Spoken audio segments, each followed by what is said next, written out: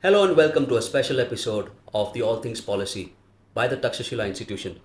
Today I have with me Dr. Nityanandam, who heads the Geospatial studies at the Takshashila Institution.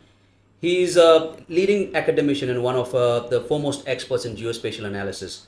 Dr. Nityanandam is also leading author of the Takshashila Geospatial Bulletin, a monthly publication renowned for research-driven insights derived from geospatial intelligence.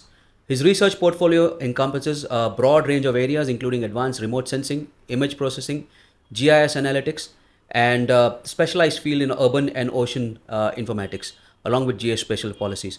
He was awarded the prestigious Hong Kong PhD fellowship and is an alumnus of the Hong Kong Polytechnic University.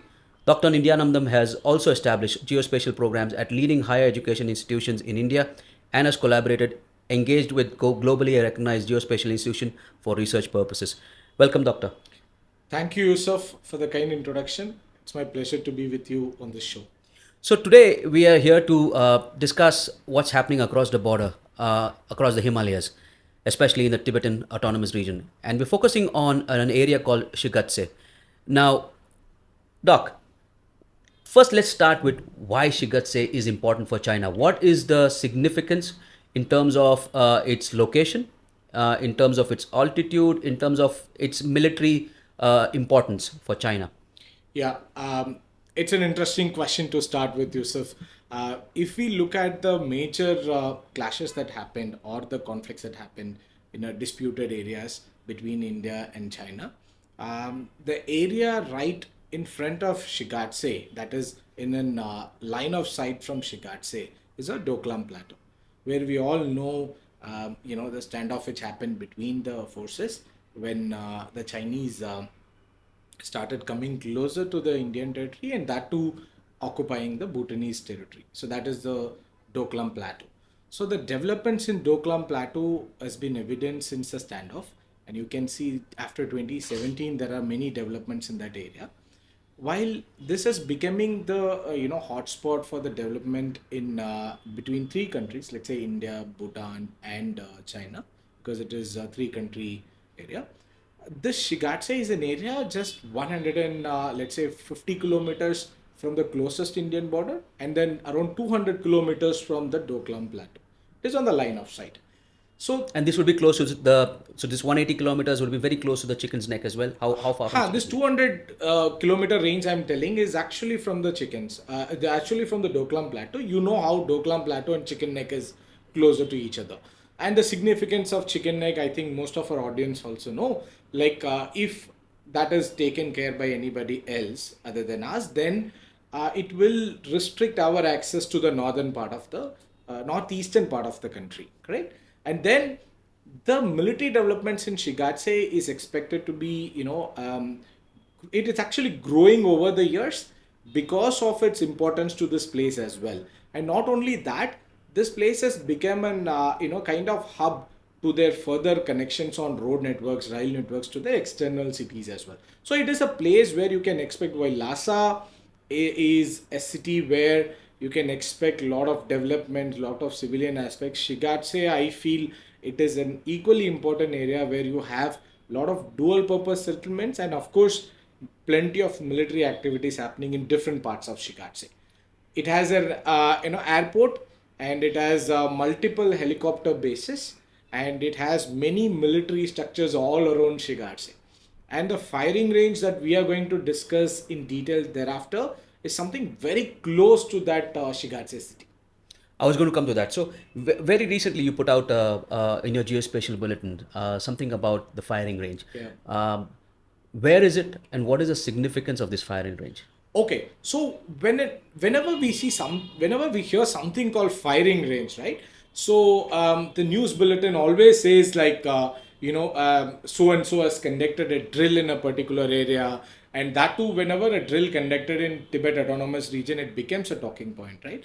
And then it is always mentioned as an undisclosed territory or unknown area. So we never get a chance to look at how a firing range exists. People would have, even if you search in internet, you may get a lot of images about indoor firing range where people use their pistols and guns to target focus on the targets. But then this is an outdoor firing range. This is bigger exercise where you can use your weapons, existing weapons, use your existing forces to train them towards precision targeting. So this place is unique because we do have firing ranges in many parts of the world, but this is quite compact with lot of simulations, and you can see a lot of replicas of reality. The target practices, simulation, you can get everything in the site. And the importance of this, as I said, it is in Shigatse one, where it helps the people over there. Let's say there is the military air base over there, the helicopter bases over there, and UAVs are also, stationed there. Those services can be, used in this place. They can practice. They can, prepare for better practicing and better, operations in this place. So this place has given importance is just 30-35 kilometers from the nearest military installations. But this is on the banks of river Yarlung Sampo, that we call it as Brahmaputra when it enters into India, right? So it's a plain area that is available in that undulated terrains. Just a bit of piece of land exists, and that piece of land was initially a sand dune, which was naturally spread over that region and eventually converted into a full-fledged firing ranges in subsequent years. But why have a firings there? I mean, why in Shigatse? Why not somewhere else? I mean, is it one would understand that it may be so that they would be simulating certain conditions within India across what they would like to Right. target and practice in that way, or they really want us to see and kind of wage psychological warfare in terms of this is what we are doing. They want us to see it because it's so close. It's Yeah. quite natural that we might see it. It's so close, and it is unfortunate. It is not much noticed by people like a fellow researchers who are working on image interpretation and things for years, because it is available in open Google imagery for plenty of years from now. Earlier now, from now. But then the reasons are unknown. However, if you just feel like it is a firing range, people have kept it just to showcase and to play with mental games. The firing range seems to be operational on particular period also. That will go back later. However, I feel it is a place to help them rather than a psychological game. But why in Shigatse, why in that particular river bank is a piece of land only available in that area?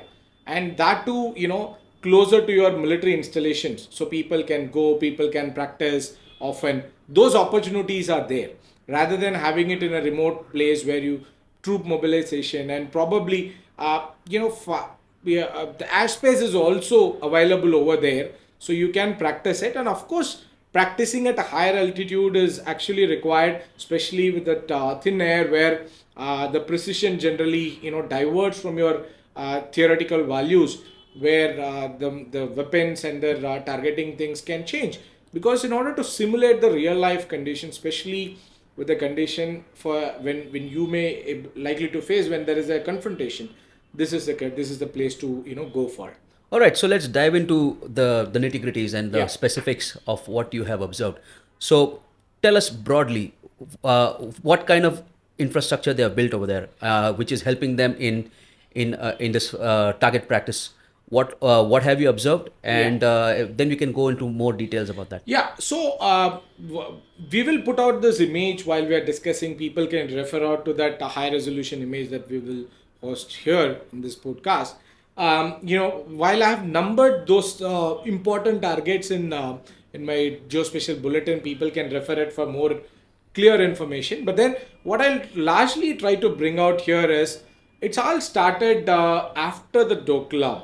So after the Doklam standoff, the development in this firing range as it was expedited much faster. So, you mean to say this range did not exist pre-Doklam? It was exist as a sand dune with couple of mud roads which are coming there. I would say it is just exists. In 2016 it was not there, and soon after that it has started its functions. And from that time, the just after Doklam, I would see when I look at the overall developments, the development has taken a rapid pace. I would say between that time and 2021 or 22, it's completely saturated. Now what we can see is very minimum development in some parts of the firing range, but it has reached the maximum level in the subsequent years. And when was this? This was after Doklam. Like No, say no. between When did they completely make this? 2022. You can get into the finer dates in the bulletin, But this but is then after grossly, the 2020 yeah, yeah. India-China standoff.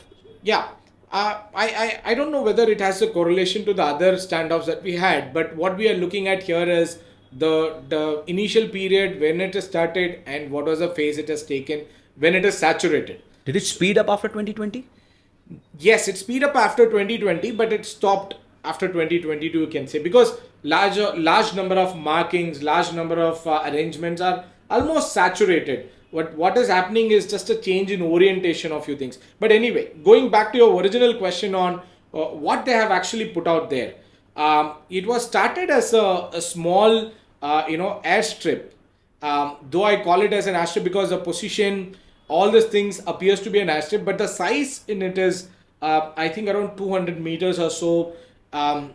It is not an airstrip, a regular airstrip, right? More like a helicopter port or something for UAVs? But then it is just a concrete strip which was arrived at that particular point of time, and thereafter, subsequently, they made multiple drawings in that entire area. The drawing includes concentric circles. Some are like a big circle where a plus signs are placed in the middle. You can presume it as a target practice for larger weapons and ammunition. But then you also have concentric circle, which is something different where you can have more and more fine tuning of your existing weapons and systems that you have to target precisely. There are multiple concentric circles. I've given all the dimensions in the article. One can refer it. Not just that, they have brought out aeroplanes over there, which could be dummy, which could be decoys also. I use both dummies and decoys because some are functional, some are just could be a dummy. But also. with just 200 meters, I don't think there'll be. They have not flown to action this there, place, but I sure. believe it has brought to this place by road because it is not just one. Let's say it is not just a aeroplane model which is kept over there. When we look at the same place over multiple time, the number of decoys or dummies which are placed over there has varied. So the number has changed. So sometimes it is 2, sometimes there are 4 planes, sometimes there are 6 planes. So which tells like it is being... Wouldn't they be dummy planes for target practice? Because you're talking Could be. about a firing range, so it's like Obviously. how do it would help in China, if they were to launch an attack on say Indian airfield. So would it be something like to practice that? Do you see any impact around that strip that you have seen? Do you see any impact area over there? Right. So there are 2 things here. One is the planes looks like Su-30 series, right? From the satellite imagery, what we can access. The second is those planes are dislodged at times. In another strip, they have one of a plane has moved to a particular distance. It's more like a hit that it has received from a particular direction. So these things are there, but then soon they replaced it with a new one. So the dissipated piece has been taken away and the new one was replaced. So it has been used as targets. Yes, they are using there will it. be You have the dummies then. firing marks and things like that on the strips, but they're replicating it again and again. So they are dummies then used for target practice. Yes, but What else do you see in terms of other infrastructure? Whether something that would help in their practice. Okay, so few interesting things here I would say is not just concentric circles, not just strips. There are other structures which are vertical pipeline kind of structure. Let's say 5 pipelines clubbed together, and it is in a particular pattern. It is with a particular count, and it is spreaded over in a different places. One. What would they be? What do you estimate I that have there's to be? no idea about exactly of that, but it is a replicate of any structure that is vertical and clubbed together. You could see as a defense system that one can use. It is a replica of that one, kind of launchers kind of stuffs, but I'm not sure because of the limitation of the resources that we have used. The second one is the arrangement of vehicles. It is more of simulating the scenario where vehicles are climbing up. When we have a convoy of vehicles, which generally goes in a particular order, right? So we can see that kind of arrangement. Some are semicircle, some are like in a straight line. But then it is again not static over the years. Sometimes they have changed the orientation, sometimes they have changed the position. So you mean to say those are also dummies, perhaps? I don't think so. Every vehicle over there is dummy because some of them still has a metallic component in it. Some of them still has active emissions from there. So which has been picked up, and we used it to study whether is there any change. It is completely a dummy or anything actually changing.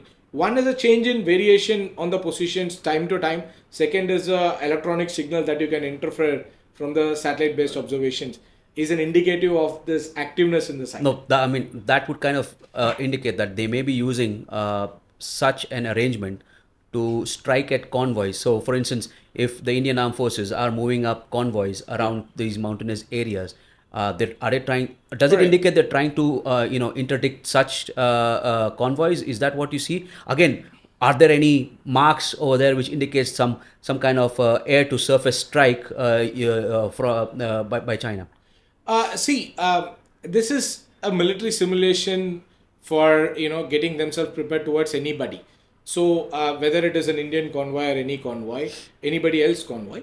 But what I can see is the preparedness closer to the place and the neighboring countries is something we presume that it is a simulation of Indian convoy.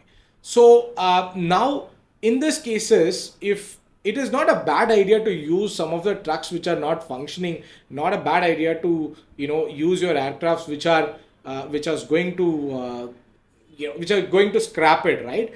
So I think in that way it gives a more realistic picture on what you wanted to target. It's like even for the people who are targeting, I believe professional may have better idea and better interest on the object, that you are actually hitting a real object, though it is at the at a level where you can't use it.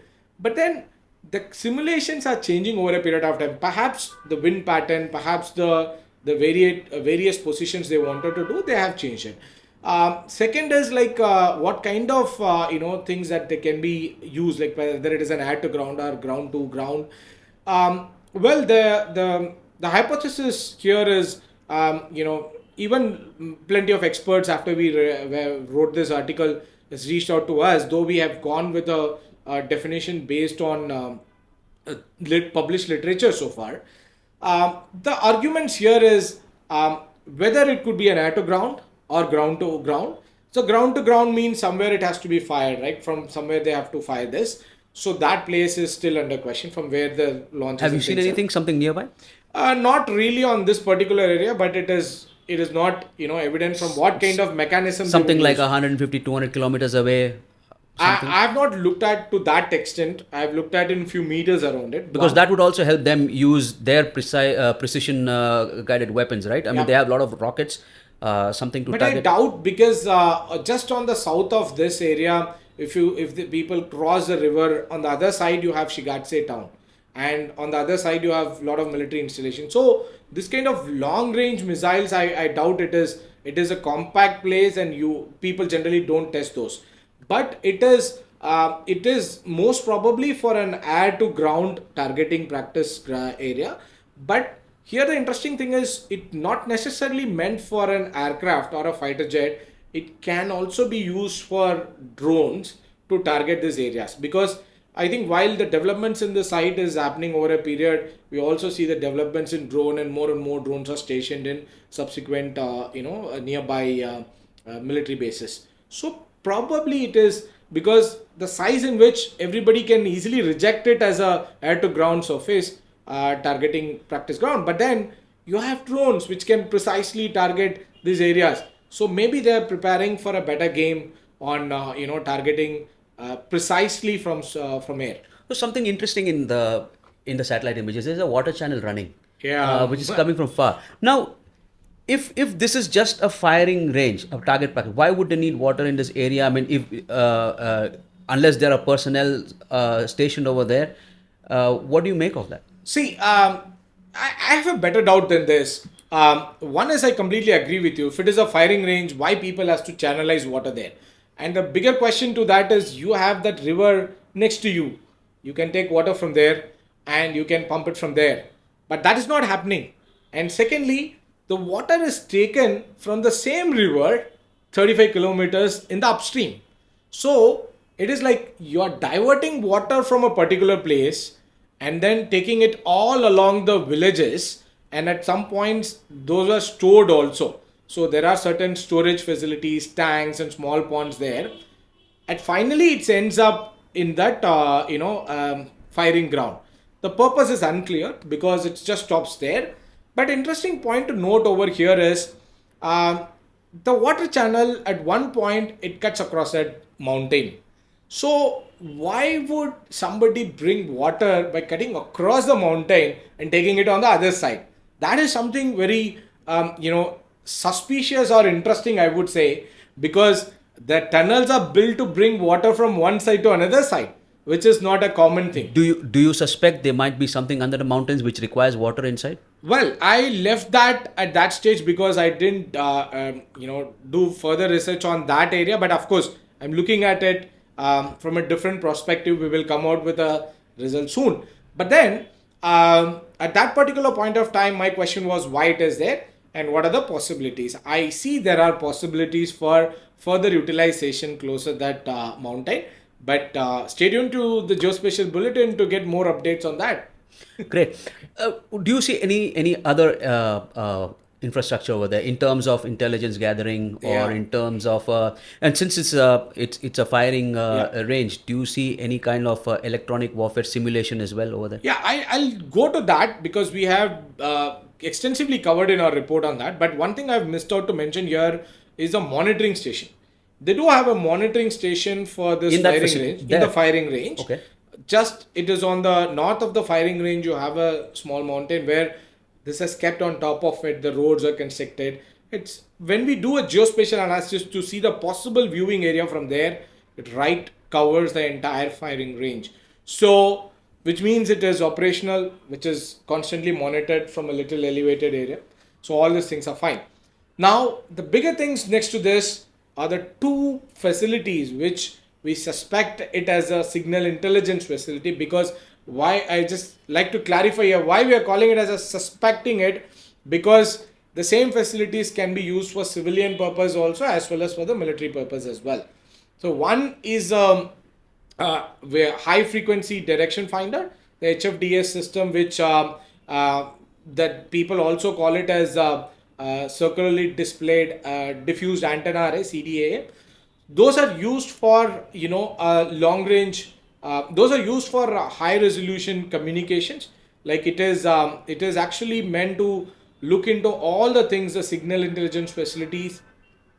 It is a signal intelligence facility. You can actually listen all the high frequency communications which can go in all 360 degrees. And up to around it. what depth? People says it goes up to looking at the size of the antenna, the size of the system, people feel it can go up to multiple thousands of kilometers, at least hundreds of kilometers. Is that oriented towards India? There are two facilities. The first facility is omnidirectional. It can look at any direction and then it can listen anywhere, right? But the other one is the very low frequency antenna array, which people reported in the past, like what it can do. It can actually it works on a very low frequency, can listen very far, and it's actually listening. Both the facilities can only listen. It's not transmitting anything. So you can actually listen, one at high frequency, one at low frequency.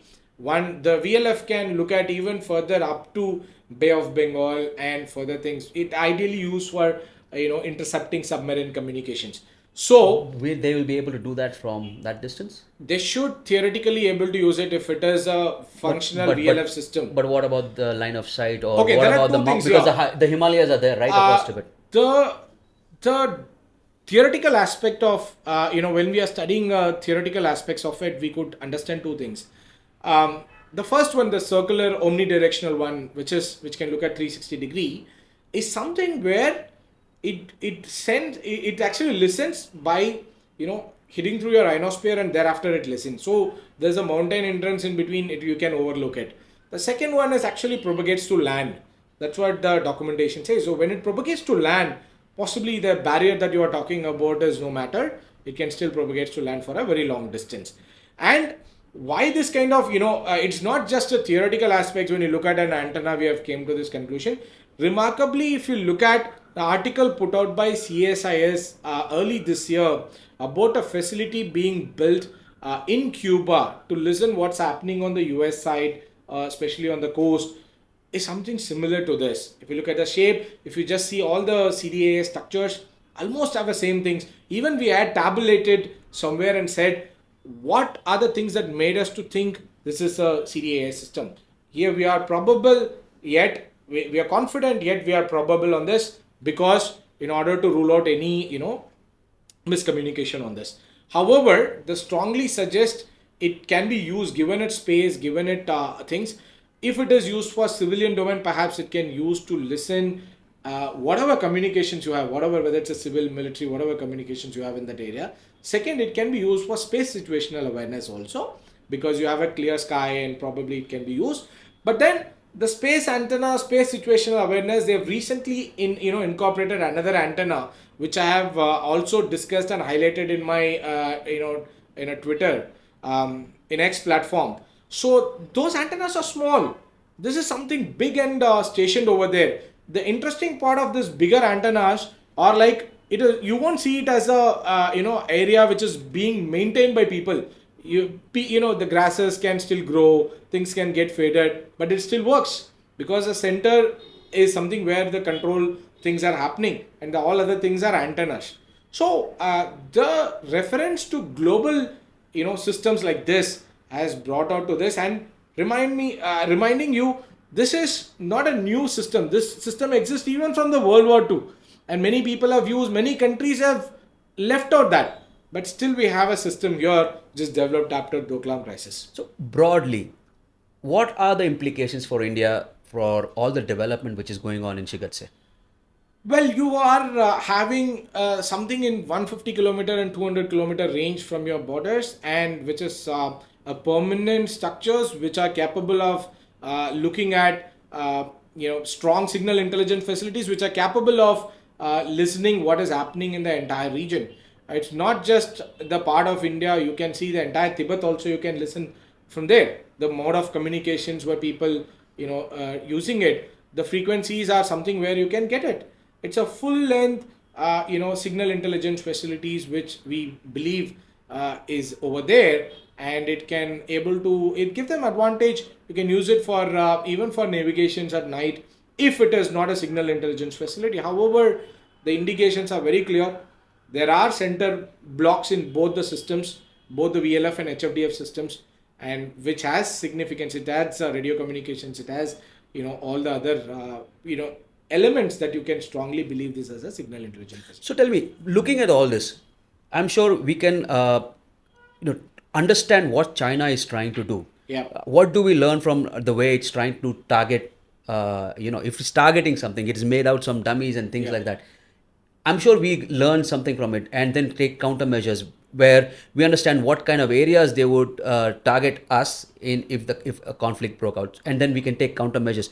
Can you figure out what kind of lessons can we learn from that? See, one thing which I can say from the observations on the firing range, for say, the firing range is something whatever generally people finds a large open space and then try to target it. Of course, there are confined firing ranges in Indian side also. But look at the way the markings are, look at the way the simulations are, by keeping a real world targets, more realistic targets, and there is a particular period. Of course, we do practice, they do practice, but this is more and more to fine tune your weaponry systems and fine tune your target practicing for your pilots and other airborne systems also. So that is interesting point. Maybe we obviously we would be doing much more than what they are doing it, but it's not in an open domain. But then we can learn in a way like what one thing it indicates. Rather than learning, I would say what it indicates is something where we can see how the traditional systems are changing, how the even a small space can be utilized for this, and what are the combinations they have over in a particular full-fledged military environment. You have bases, you have signal intelligence facilities, you have training sites. All those things comes in a distance of, let's say, 50 to 100 kilometers in range. Right. We'll just come to with a couple of questions. Geospatial intelligence, satellite imagery analysis has really picked up over the last few years, and especially with imagery available to even independent Yeah. researchers, including people like you. Not just It's not just remaining Right, in the right. military domain or with the government to do. Um, how do you see this space take off? What kind of learnings can normal people, just take up understanding? Because if you look at imagery, Yeah. you need some expertise to figure out what looks like a building, a Right, hardened right. structure, or say there's some vehicle or some crane or whatever is building. Yeah, yeah. So how does one learn this? Well, the subject is not new.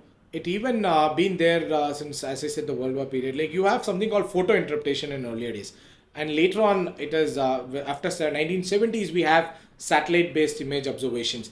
And once we have that, the moment when we have this kind of images in open domain, when high resolution images started coming out in it started available to people started working on it and interpreting it. Now interpretation is a different skill, as you said. It comes with experience.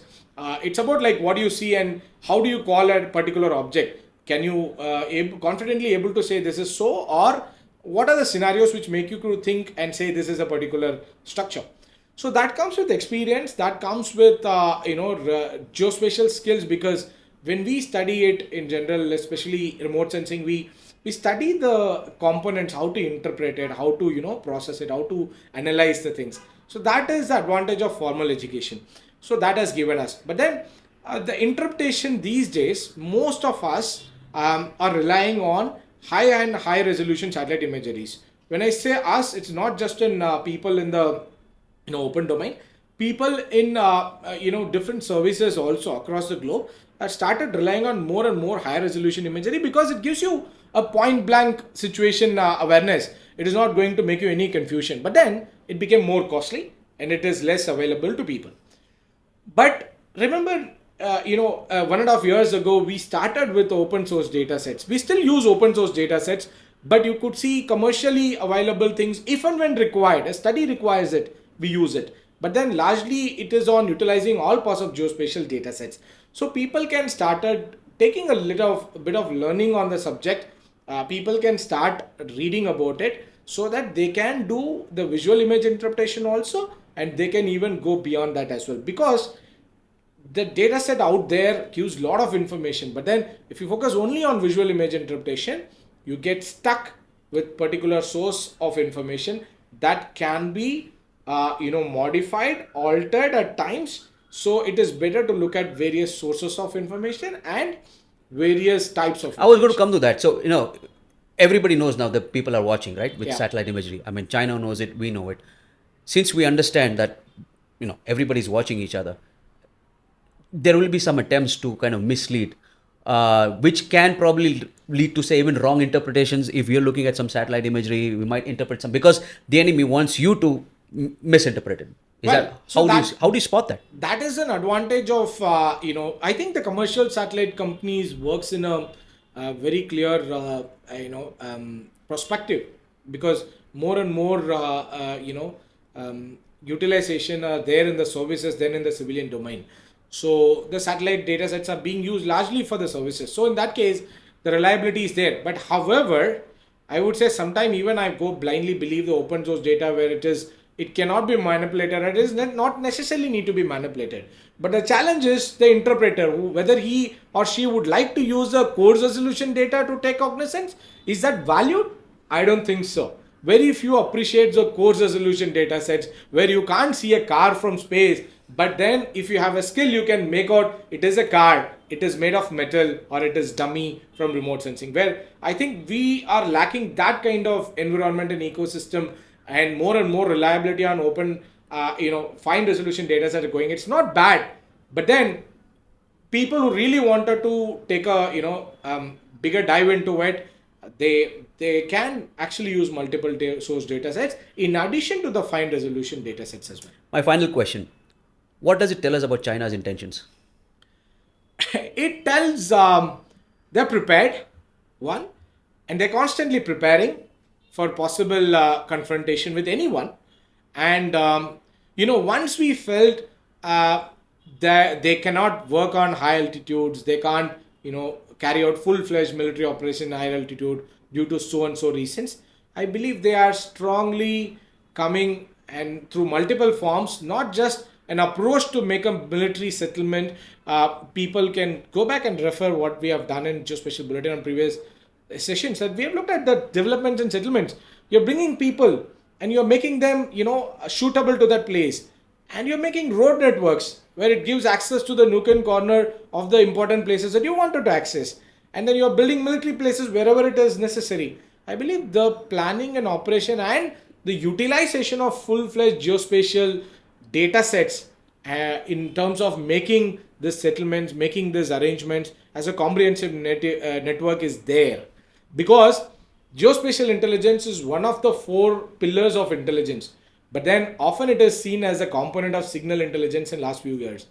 The moment I'm sure they are strongly appreciating the geospatial intelligence component, and it's a good learning, and many other nations can also appreciate it. I mean, it's not good for the government as well, right? When they want to, maybe they don't want the citizens to know in depth what's going on. Sometimes, for the purpose of having its hands not tied when things are visible, but then they'll have to navigate this. With this, we come to the end of this episode. But I can assure you, there is a lot happening across the border, and the prof is watching it very, very closely. Especially just across the border, about 150 kilometers. A lot of interesting is happening. This is a very first episode of what we'll probably be doing.